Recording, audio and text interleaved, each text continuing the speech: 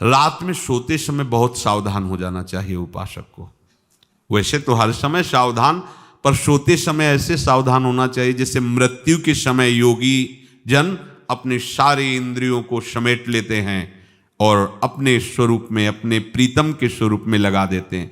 तुम रोज शयन के समय ऐसा अनुभव करो, मैं नींद में जा रहा हूं या मृत्यु में जा रहा हूं, इसमें कोई फर्क नहीं पड़ता। पता नहीं आंख खुले कि ना खुले। कितने ऐसे हैं कि सोते ही रह गए।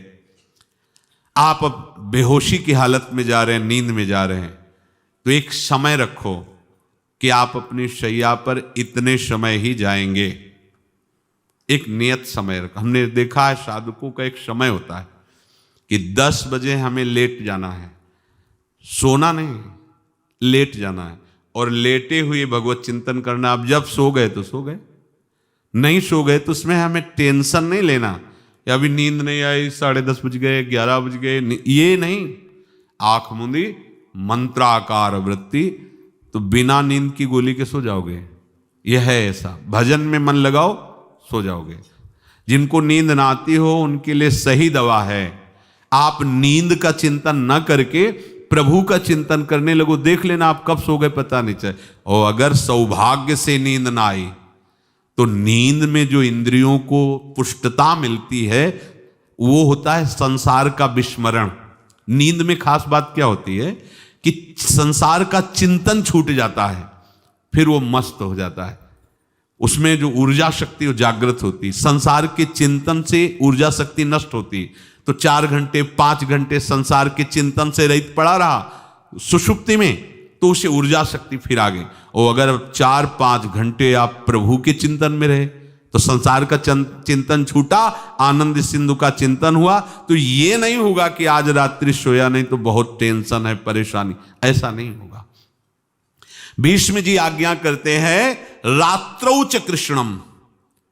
ये बहुत सावधानी की बात, प्रायः इस सावधानी में नहीं रहा जाता। बचपन से सदगुरुदेव भगवान ने यही शिक्षा दी थी, गुरु कृपा से ऐसे उपदेश मिले थे।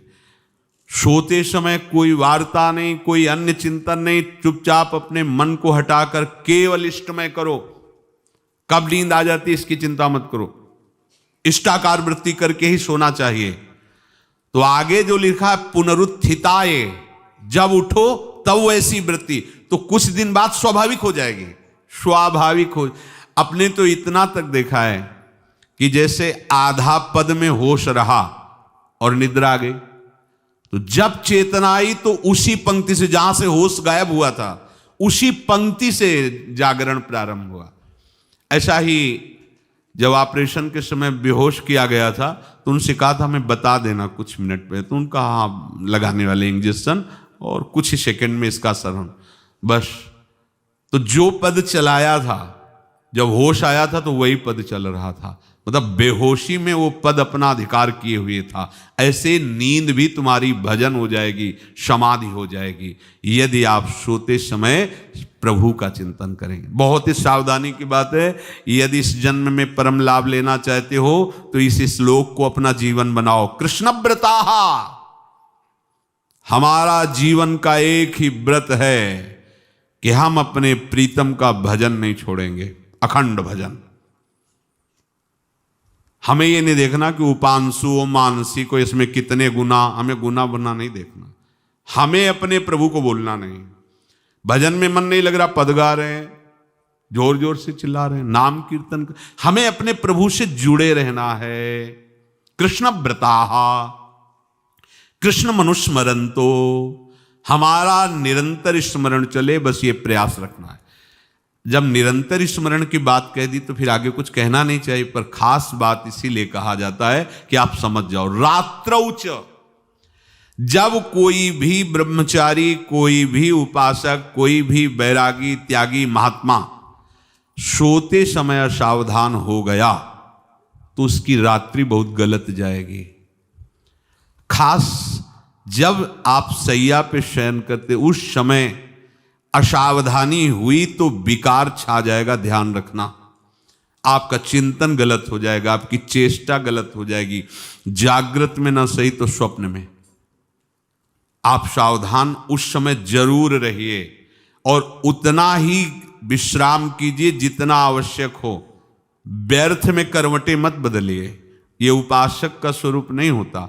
रोगी है तो बात अलग है, बड़े असाध्य रोगों से, नहीं तो ऐसी दिनचर्या नहीं होनी चाहिए। कै बजे? 3:30, अभी आधा घंटा तो है, फिर कमर ओढ़ लिए, ये साधक का नहीं होता। उचित समय, जो मान लो 4 घंटा विश्राम का, तो अब ये नींद का विषय आओ या ना हो, हम तुम्हारे लिए पुष्प बिछा के नहीं बैठेंगे कि आ जाओ आ जाओ आ जाओ। नहीं आई तो अब ये नहीं गया, अब इतने समय नहीं आई थी, अब 4 बजे उठने के समय कैसे हो? नहीं, ये फेंका। उसमें विचार नहीं किए, पहले फेंको और सैया से नीचे उतरो, भूमि को प्रणाम करो, आगे बात नहीं। वो फिर आपको ऐसा होता है 10 मिनट में तो कोई बात नहीं, 10 वो पार कर देगा, घंटा दो। रात्रौ च कृष्णम पुनरुत्थिताय, ये नियम लीजिए। सोते समय आप बिल्कुल मृत्यु दशा की स्थिति लाइए, जैसे मरने वाला नहीं होता, सब जगह से मन हटाकर। और सच्ची है, पता नहीं आंख खुले कि ना खुले, ये बड़ा धोखे का जीवन है। ये ऐसे हजारों लोग सोए और सोते ही रह गए। हमको धोखे में नहीं रहना। सुबह जग जाएंगे तो फिर भजन करेंगे, लेकिन हम बिल्कुल तैयारी में। तो जब ये था कि किडनी कभी भी फेल हो सकती, तो हमें ज्ञान तो था नहीं ऐसा उस समय, तो हम रात्रि में जब शयन का समय, तो कपड़े कौन थे, कोई पैंट शर्ट थोड़ी था, सब हटा चला, ऐसे रज लगाई, राधा वल्लभ जी को ऐसे बांधा, चरणामृत लिया, पूरी तैयारी में, क्योंकि पास कोई था नहीं। तो ये होता था कब मर जाए, कैसे बताएं कितना सुख, एकदम युगल चरणारविंद में तदाकार होते ऐसे वो।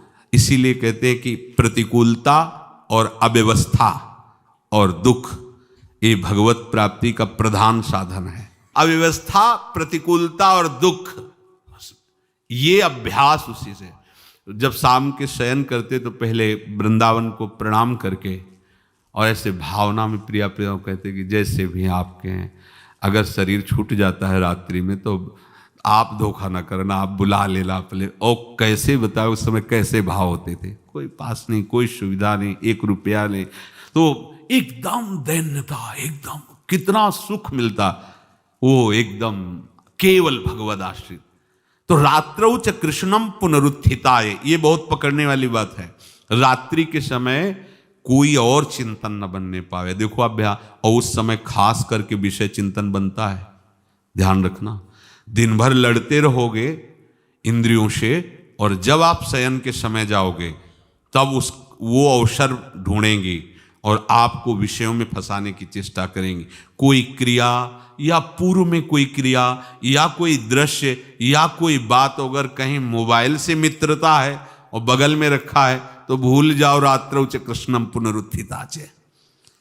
जब तक नींद नहीं आती तब तक फिर वो ऐसी सामग्री डाल देगा कि वो बर्बाद हो जाओगे। साधक मान लो, हमारी प्रार्थना मान लो, हम मानते हैं कि आज के समय में यंत्र का बहुत बड़ा प्रभाव है। अब यंत्र का प्रभाव देख लीजिए, यही छाती पे मोबाइल होगा, यही धड़कन के साथ वो घंटी बजे और कुछ नहीं। ऐसा भगवान का खेल रचा है। और इसमें सबसे खतरनाक बात है कि आप जो चाहो देख सकते हो, जहां चाहो, जैसे विश्व की पूरी बात, पूरा